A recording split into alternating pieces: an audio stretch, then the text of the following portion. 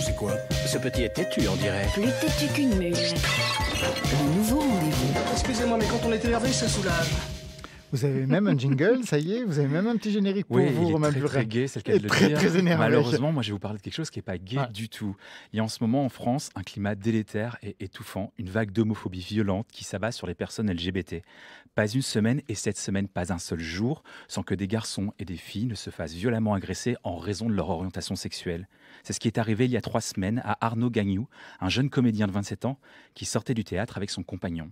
Le 18 septembre, on était allé voir un spectacle avec mon compagnon et on sort du théâtre et on est dans la rue, dans le 20e arrondissement de Paris. À ce moment-là, on discute et on se fait un câlin, on se serre dans les bras. Un groupe de 3 jeunes nous voit nous faire ce câlin. Ils commencent à nous insulter. Comme on les ignore et qu'on ne répond pas à leurs insultes, ils se rapprochent de nous. On reste calme, on répond à leurs insultes, c'est-à-dire qu'ils nous demandent si on est des PD, on répond que oui, on est homosexuel. Ce qui se passe ensuite, c'est que le ton monte, les menaces deviennent de plus en plus insistantes, on nous demande de quitter le quartier, ce qu'on refuse de faire puisque c'est aussi notre quartier et surtout parce qu'on attend notre amie comédienne qui jouait ce soir-là et qu'on veut discuter avec elle, boire un verre avec elle. Elle s'approche, c'est une mère de famille, elle essaye de s'imposer face à ces petites frappes, et au moment où elle m'attrape la main pour moi, les agresseurs me repoussent en arrière.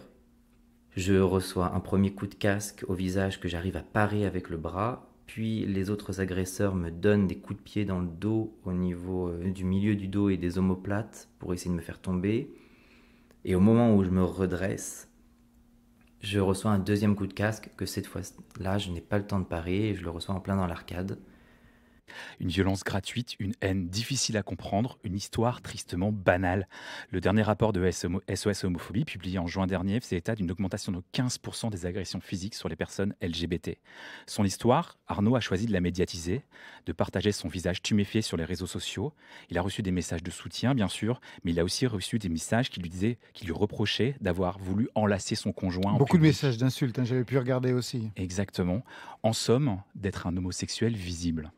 Alors, on a eu pas mal de messages de soutien et pas mal de messages qui nous disent aussi que c'est un peu de notre faute et qu'on ferait mieux de vivre caché, même des messages qui émanent de gens homosexuels. Ces propos-là, non seulement ils sont inacceptables, mais le fait de devoir vivre caché, c'est inacceptable. L'homosexualité, ce n'est pas un choix. On ne choisit pas d'être gay ou lesbienne ou transgenre. Ce qu'on choisit, c'est uniquement de l'assumer ou de ne pas l'assumer.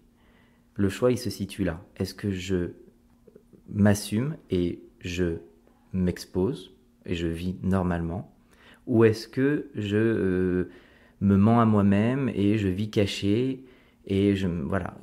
Aujourd'hui, les associations interpellent le gouvernement et demandent au pouvoir public un plan d'action. Elles doivent être reçues d'ailleurs dans les prochains jours par la mairie de Paris. Mais c'est partout en France que les personnes LGBT sont frappées, insultées, violentées. Après les coups, il faut survivre, se reconstruire et ça, c'est très difficile. Maintenant, depuis l'agression avec Rémi, on fait encore plus attention. On faisait déjà attention, on était toujours déjà en train de regarder à l'endroit où on se tient la main, où on se fait un câlin. On regardait les gens qui sont autour, regarder si on est dans un lieu fermé ou un lieu public, ou si c'est, enfin, s'il y a une rue, est-ce qu'elle est bien éclairée, est-ce qu'il y a du monde au loin qui pourrait venir nous aider au cas où il y a une agression. Donc on était toujours en train de vérifier quand même, d'être sur nos gardes. On lutte au quotidien, tous les jours pour ne pas être caché et lutter contre les peurs et continuer à marcher main dans la rue. Même avec l'agression qui a eu lieu il y a 3 semaines, de se dire non, je sais pas si c'est intelligent ou pas de le faire, je sais juste qu'on en a besoin pour rester nous-mêmes. Macha Meryl, ça vous inspire quoi, cette histoire Qui n'est pas un cas isolé, des malheureusement. progrès existent quand même. Il faut aller voir la pièce La machine de Turing, que mon ami Benoît Solès est en train de faire avec succès, où on parle, il n'y a pas si vieux, 55, qu'en Angleterre, on était incarcéré pour homosexualité. Donc tout de même, je comprends qu'il faut lutter, mais on peut dire tout de même qu'il y a des progrès, que quand même l'humanité commence à accepter ces idées, et il faut avoir un peu d'indulgence pour la société, il faut du temps pour ces Ce qu'on choses-là. se rend compte, c'est qu'en fait, effectivement, l'acceptation de l'homosexualité, elle progresse dans la société. Par contre, les agressions, elles, sont de plus en plus violentes. Et c'est dû à quoi? C'est dû Comment on probablement à un l'explique? débat un peu délétère sur le mariage pour tous et un débat sur la procréation médicalement assistée en faveur des couples lesbiens et des femmes célibataires aussi qui prend en ce moment. Et je pense qu'en tout cas, la réponse qui est formulée, ce débat qui dure bien trop longtemps, expose les personnes LGBT aux violences, notamment de petites frappes, comme disait Arnaud dans son témoignage. Il a porté plainte. Il a porté plainte. Où en est l'enquête? Je crois que ces agresseurs ont été identifiés. Il publie une tribune sur Tétu où il explique finalement ce qui n'est pas très intéressant, c'est savoir si on va les attraper ou pas, mais en tout cas ce que ça lui fait à lui.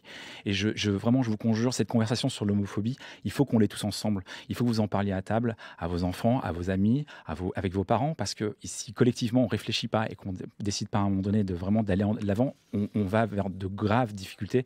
Et j'aimerais vraiment qu'on puisse ne pas passer ça, que notre génération passe ça aux générations suivantes. Mais toute la suite donc, de cette histoire est à retrouver sur le site tétu.com. Exactement. Merci Romain Burel, on vous retrouve la semaine prochaine. Merci Macha Merrill, merci Bernard Venet. Le NRV première partie, bien c'est fini.